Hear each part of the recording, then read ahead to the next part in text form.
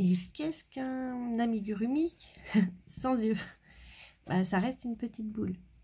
Alors, ça peut être bien, hein, mais pour mes personnages qui sont proposés en patron dans ma boutique en ligne, la plupart ont des yeux kawaii, parce que sinon, c'est pas mon univers, c'est pas ce que je veux créer non plus. Là, on a par exemple des petits yeux normaux, tout ronds, tout noirs. Ça a son charme aussi, hein, mais moi, je préfère cela. Mettre des yeux sécurité, comme tu veux qu'on l'appelle, ça veut dire qu'il ne faut pas finir l'ouvrage. Il faut les mettre quand l'ouvrage est encore ouvert. Un œil sécurité, ça se propose comme ça. Ça se présente comme ça. Tu as l'œil, ensuite tu as la tige pour faire rentrer l'œil à l'intérieur de ton ouvrage avec des petits crans. Et après, tu as le stopper.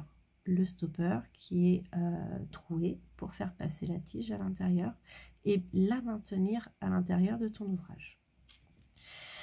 Ce que je fais la plupart du temps, c'est que je m'aide des augmentations pour rentrer mon fil. Comme on sait que l'augmentation crée un petit trou dans l'ouvrage, bah pour moi, ça va être facile de le mettre à l'intérieur. Pour compter, alors pour un petit ouvrage, je vais les espacer du coup deux ou trois mailles à l'intérieur. Donc là, bah, j'arrive pile poil. Sors de là. J'arrive pile poil à l'intérieur d'une nouvelle augmentation. Donc je le place. Je le place correctement, mais bon, après ça se bouge. Hop, voilà. Moi je veux qu'il bigle un peu. Enfin, je veux pas qu'il bigle. Donc on va le mettre comme ça. Et donc une fois à l'intérieur, on va retourner l'ouvrage et on va essayer de placer les petits bloqueurs. Et c'est là en fait que c'est compliqué. Hop, parce qu'il faut quand même bien enclencher le truc. Donc la pointe vers l'intérieur pour que ça colle à l'ouvrage, pour qu'il soit bien mis dans la maille. Ça à l'extérieur parce que ça va pouvoir permettre aussi de contenir un peu de rembourrage. Et comme tu vois, j'ai eu de la résistance au niveau des crans pour pas qu'il puisse ressortir. Alors sérieusement, si tu veux essayer de faire ressortir ça, bonne chance. La plupart du temps, l'œil passe à l'intérieur du trou. Mais là, on est sur des yeux qui sont quand même assez gros, avec des mailles qui sont assez petites. Donc c'est compliqué. Le deuxième, hein, pareil, on le place dedans. Moi j'ai des ongles, ça aide. Hop, et on place bien jusqu'au fond. Voilà.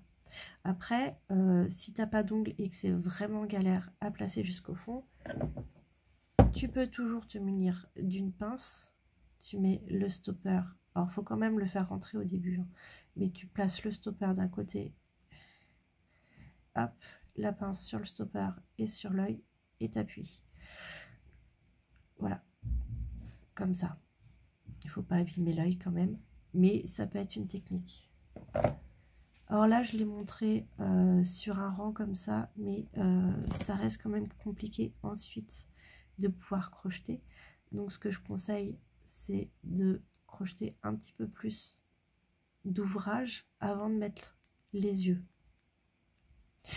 Sauf que avec cette méthode là qui est la meilleure méthode pour les personnages qui sont voués à donner aux enfants, c'est que il faut vraiment réfléchir à tout.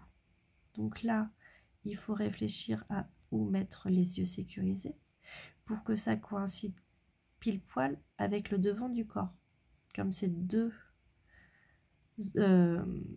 parties différentes et dissociées. Moi, clairement, j'aime pas m'embêter comme ça. Et l'autre souci qui se pose pour moi, pour mes ouvrages, c'est que quand les yeux sécurisés sont mis avant que je décore la tête de mon ouvrage, mon fil, parce que je couds beaucoup de choses, mon fil vient se coincer dans l'œil et ça me gonfle. oui, je suis méchante, mais clairement, enfin, je suis pas méchante, je suis un petit peu vulgaire, mais clairement, j'aime pas ça. Je passe beaucoup de temps à crocheter, à faire mes cheveux, à décorer, que quand ça se... C'est méticuleux, c'est vraiment difficile pour moi d'être aussi concentrée. Du coup, quand ça se coince sur un œil, je m'agace. Alors, ma méthode de bourrin, comme pour celui-là, c'est de rentrer, alors pareil, hein, la plupart du temps je suis sur une augmentation. Si c'est pas une augmentation, et ben je force en fait. Hop. Je vais essayer de montrer un peu plus facilement.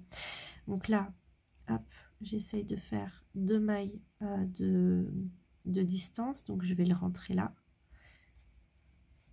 Hop, et j'appuie bien. Si c'est trop rembourré, je bouge d'avant en arrière pour bien le faire rentrer à l'intérieur. Et après, je place mes yeux en fonction. Et c'est là que tout le bourrinage de Marion entre en ligne de compte. C'est que je vais prendre de la colle. La plupart du temps, je prends ça comme colle. Hop, la petite rose, c'est facile à retenir. Elle coule un peu trop facilement, mais ça, on s'habitue. Et je viens placer de la colle entre mon œil et mon ouvrage et j'appuie. L'avantage de la colle, c'est que sur de la fibre, et bah, ça colle beaucoup, vraiment. Donc sur un porte-clés, un personnage de décoration, celui-là par exemple, je le mets dans mes tissages et dans des bocaux.